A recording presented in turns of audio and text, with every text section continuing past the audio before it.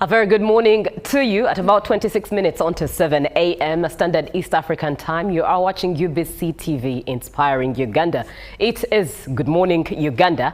Now, the Kampala City Traders Association leadership is warning of early disruptions to business activity as the conflict involving Iran, USA and Israel begins to ripple through global transport and energy markets. Now, last week, the dollar was at 3,600, about there, and as of yesterday, it was at about 3,700 and is expected to skyrocket to a 4K mark by next week. Now, I'm not the one who runs the business desk. Definitely, Joan Murungi will be coming through a little later on the show to man that front for you. But for now, allow me welcome you to Good Morning Uganda.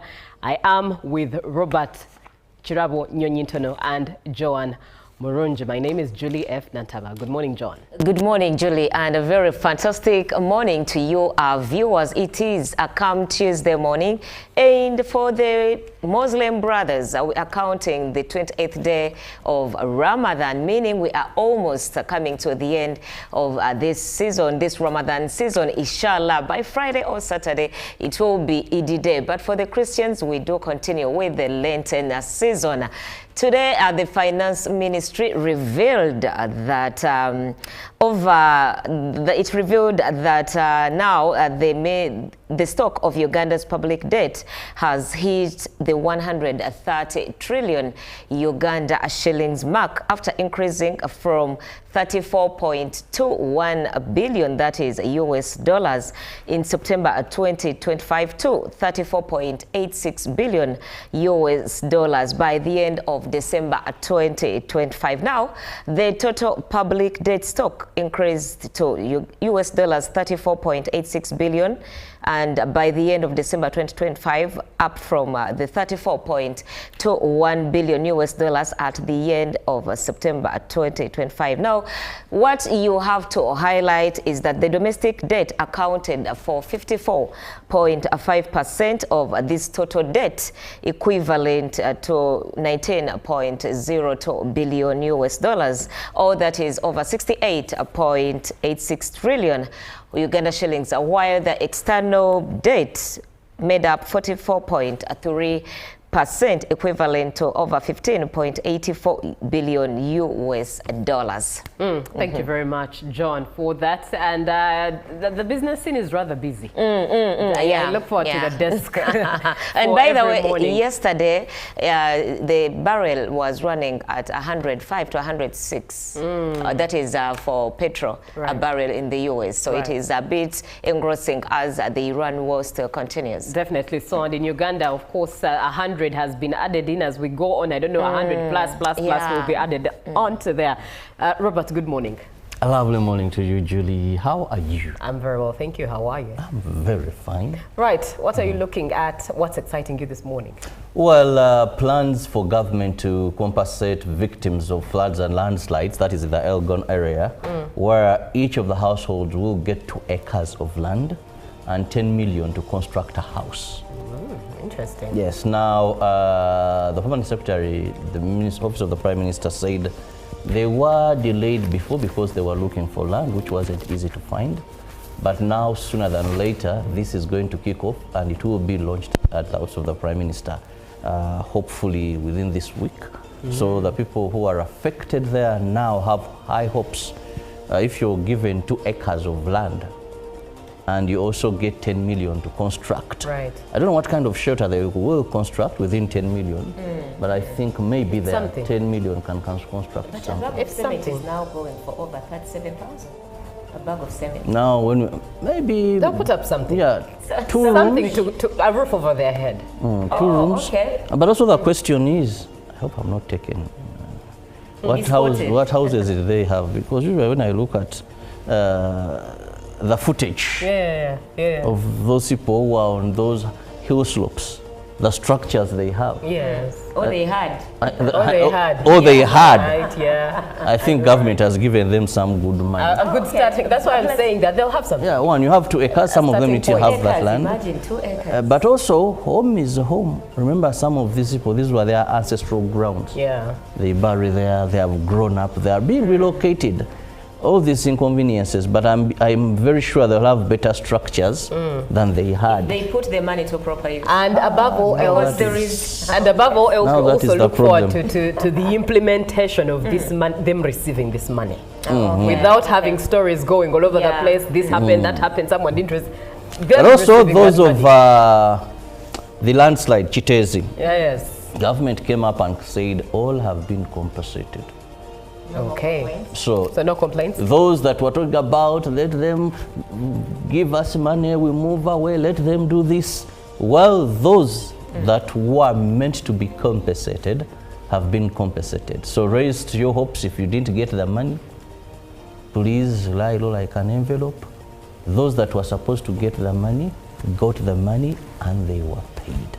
And I want to commend government for that, because really these people, much as when I went to Chitezi, I even wondered how someone have stayed there for that long. People don't joke with poverty, because I saw a man eating in a place you can hardly consume a meal, and he has a family there, children playing in sewage and all that, and I'm like, but God is a great God. Why am I saying he's a great God?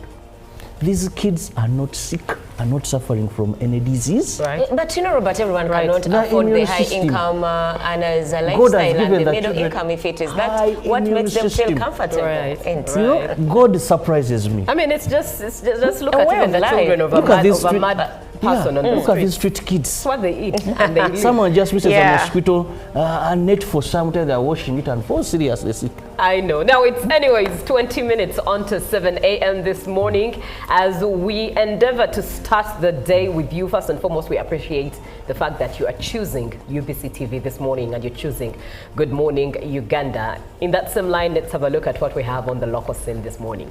I choose to begin with 43 Ugandans who were arrested because they were trying to forge documents to go to the US and presenting them at the US Embassy or Visa Office.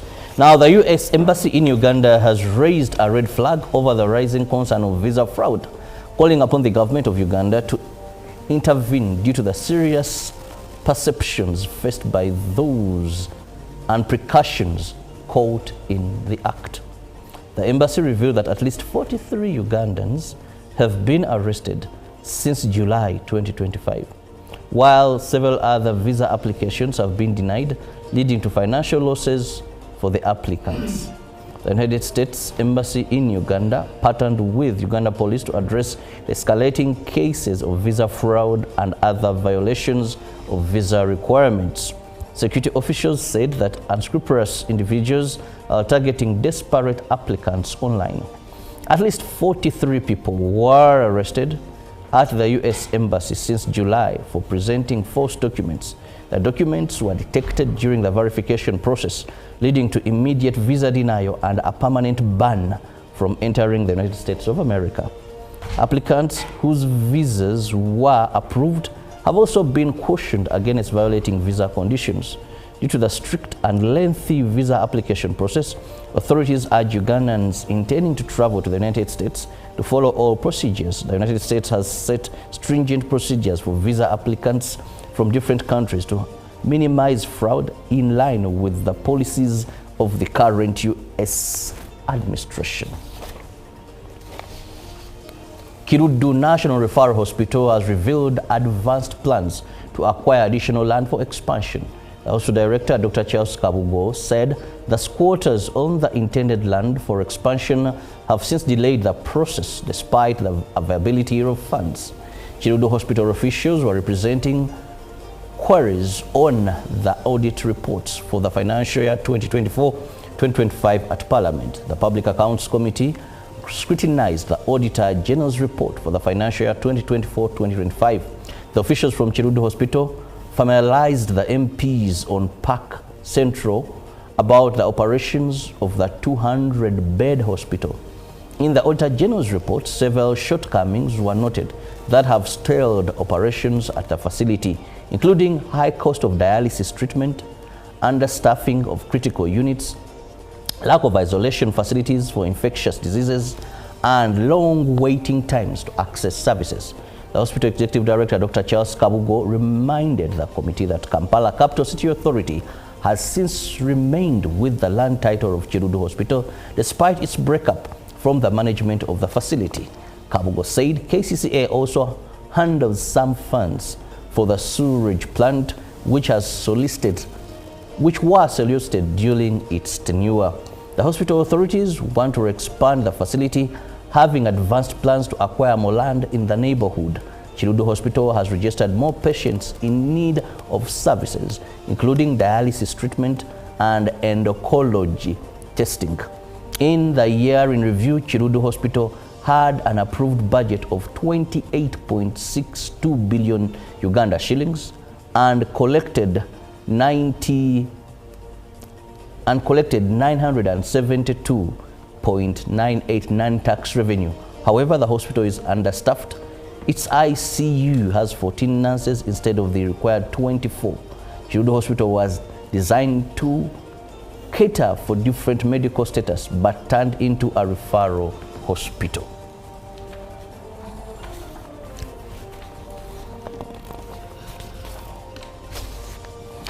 Shiriandongo district is striving to reverse the high cases of malnutrition among children, including refugees.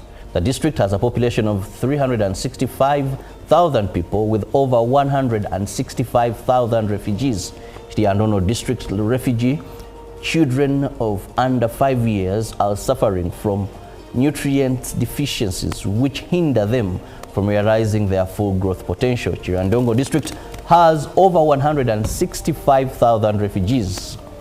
Government and partners have been implementing nutrition intentions for refugees and hosting communities to reverse malnutrition among children. The interventions include early identification of malnourished children in communities and rolling them to access ready-use therapeutic foods. The interventions have caused a drop in malnutrition cases from 15% to now less than 5%.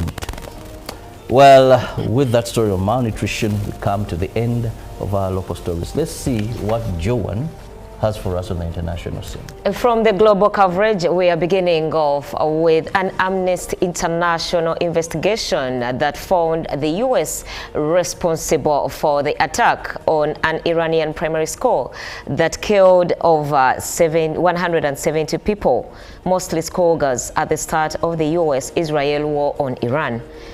Germany says it has no intention of joining the U.S.-Israeli war, as Europe's foreign policy chief says EU nations have no appetite to send forces to ensure open navigation in the Strait of Hormuz, where Iran says it has closed access to our enemies.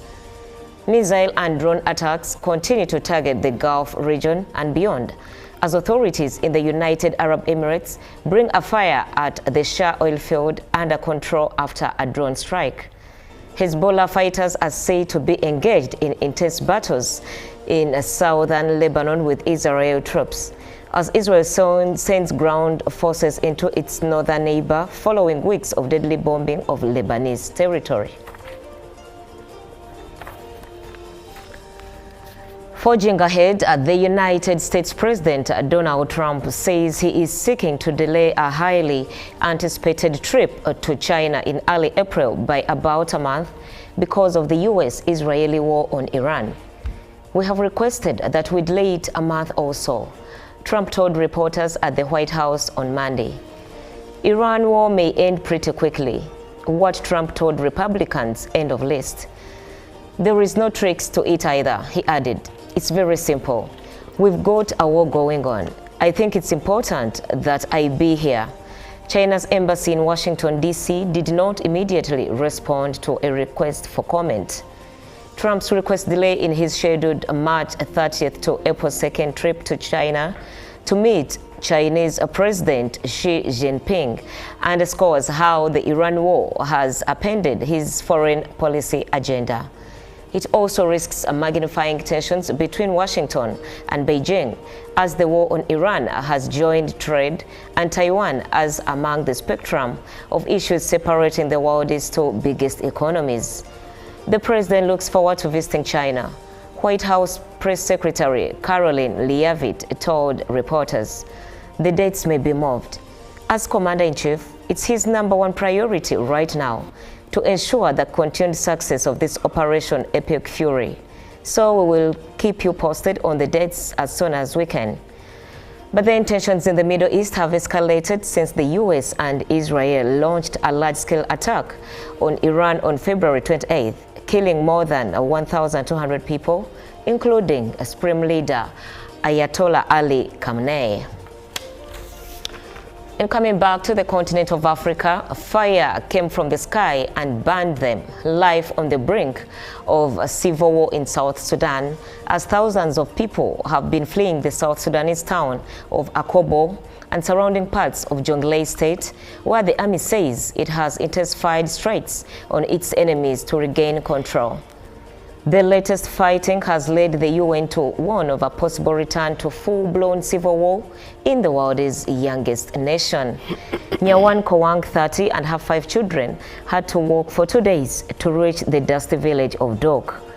They had fled Ayod, a remote and largely pastoralist county in Jonglei State, where armed clashes had been raging between the military and their opponents who had been fortifying their presence there since the beginning of the year. We were wedged between 2 forces, the SPLA-IO and the government, and their bullets kill us, she told the BBC. Now government forces are trying to retake territory from those loyal to first Vice President Riek Machar, who has been suspended from his post after being accused of plotting to overthrow President Salva Kiir. Machar has been under house arrest in Juba for a year, awaiting trial for murder, treason, and crimes against humanity. But he denies all the charges. And that brings us to the end of our international coverage. Right, thank you very much, Joanne. Now looking at what the dailies have this morning, we're starting off with the New Vision, and of course UACE still makes a headline on their top schools. In sciences and arts, St. Julian Gayaza and Mount St. Mary's College Namagunga take the lead. And looking at some of the schools that have been listed, yesterday we were having this conversation on the schools. Tiki on there, that is Kira College Butiki, and Mitiana Standard, and then Mengo SS, then St. Thomas Vocational Rubirizi, and Chitende Secondary School, then Jinja College, and I think Jinja College is the JICO, famous JICO, Kagoya Iganga SS, and Samiga Memorial College. Those are the schools that are making a headline in the New Vision. But with the pictorial there, General Muhoozi, Ethiopian ambassador, hold talks. And looking at Teen magazine that is in their Teen Bags, 1 million shillings cash prize. And matters travel, US visas, 43 arrested over forged documents, and Museveni router to launch Kenya-Uganda SGR construction. Looking at the Daily Monitor, this morning, the 200 government chiefs on corruption radar. Interesting one. On the spot, the Inspector General of Government lists officials who allegedly used public funds for personal benefit at the expense of public services, thereby causing financial loss to the government. The affected officials have been given 14 days to pay back all the money or face prosecution. Traders count losses in Katwe market fire. That's another sad one on there. And inside Chitezi Bududa, 65 billion shillings disaster money. And looking at the Lizard, let me see what the Lizard has to say here. Hope the vultures are not watching. That is in regards to the Chitezi Bududa disaster money. And of course, subject performance by district, the detail is in there. Now, let's look at what the rest of East Africa holds this morning as by the press. We're starting off with the Citizen in Tanzania, and a story that carries a lot of Ugandan pride in the Citizen. Therefore, rising woman give to gain Rona Namanya's key role in redefining Tanzania's beverage landscape. A Ugandan shining in Tanzania there. But the headline for the Citizen is how border madness exposes road safety gaps. Not only is it in Uganda, but an East African problem. And also funding constraints hamper construction of labs at schools, and PM orders arrests over 200 million substandard roofing sheets All of that in The Citizen. Why Dar Maritime College will be relocated to city's outskirts.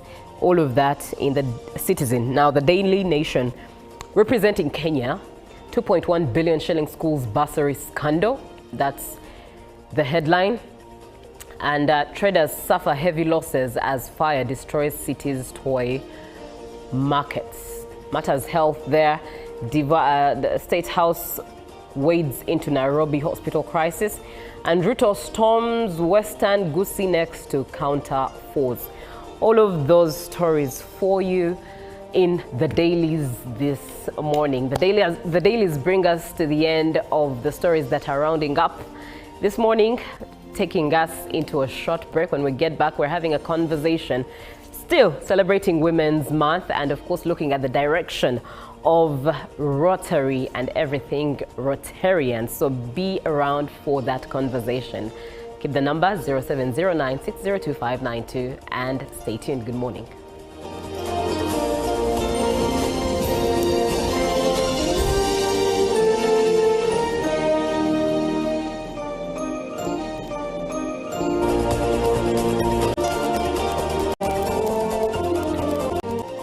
It is Good Morning Uganda. Now, the Kampala City Traders Association leadership is warning of early disruptions to business activity as the conflict involving Iran, USA and Israel begins to ripple through global transport and energy markets. Now, last week, the dollar was at 3,600, about there, and as of yesterday, it was at about 3,700 and is expected to skyrocket to a 4K mark by next week. Now, I'm not the one who runs the business desk.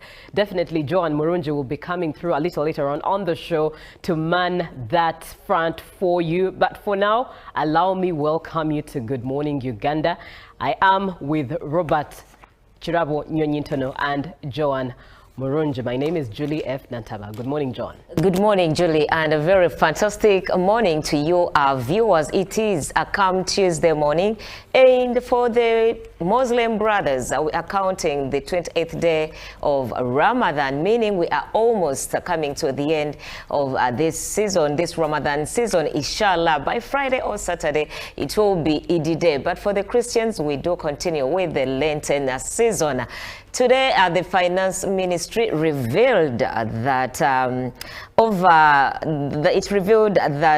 now the stock of Uganda's public debt has hit the 130 trillion Uganda shillings mark after increasing from 34.21 billion, that is US dollars, in September 2025 to 34.86 billion US dollars by the end of December 2025. Now, the total public debt stock increased to US dollars 34.86 billion, and by the end of December 2025, up from the 34.21 billion US dollars at the end of September 2025. Now, what you have to highlight is that the domestic debt accounted for 54.5% of this total debt, equivalent to 19.02 billion US dollars, or that is over 68.86 trillion Uganda shillings, while the external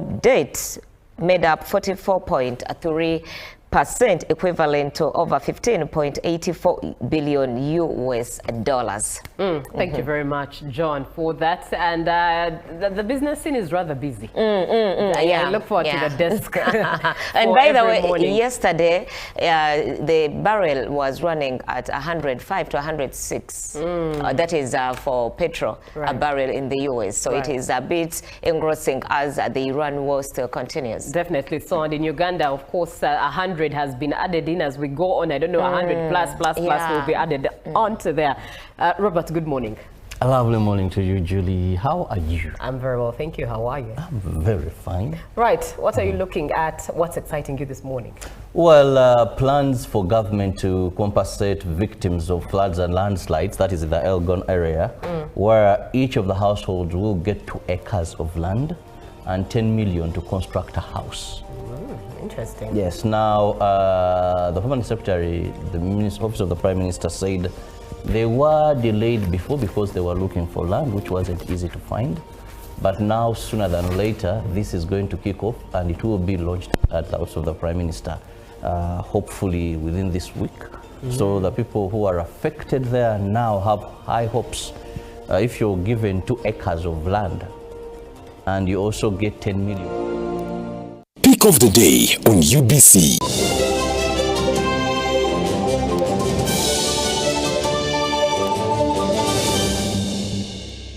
Was brought to you by I'll call you every day, yeah yo, baby don't know. You can now get all the Chibuzi out with MTN voice bundles. Call all networks Kubei Dondoro. Buy a 25-minute voice bundle for only 1,000 or buy any daily voice bundle of your choice. Dial *100 *21 hash and select daily or use the My MTN app.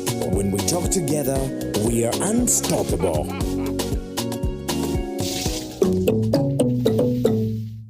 Exercise can't be sustained. Eating can't be stopped. It's even harder to lose weight. Come and give it a try. Ginshikang L-carnitine chromium capsules. Plant extract, scientific ratio. Take 3 capsules each time.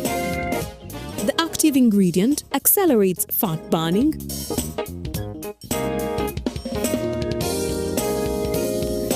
Eat twice a day. Don't take a detour. Weight loss starts now.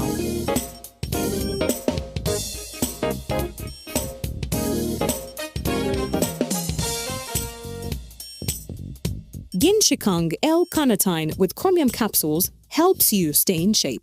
Please follow medical advice when taking this product. For more information, visit our website www.hgo.com or call 0800 335555. In a nation hungry for truth, a world where every story matters, there exists a beacon of trust and reliability. For decades, they've been our voice and our window to the world, holding the mirror of our history. With 4 TV stations and 11 radio channels spanning 27 languages, they stand as guardians of information, defenders of truth. With Mascari Heritage Advantage, they uphold every citizen's right to reliable and free information. Their archived stories shaped our past and illuminate our present. Yet now, as new challenges arise and the world evolves, their mission faces its greatest test yet. Be part of our journey and let's navigate the unknown, uncover the untold, and safeguard our future together. Tune into your public broadcaster, for it is the intersection of trust and truth.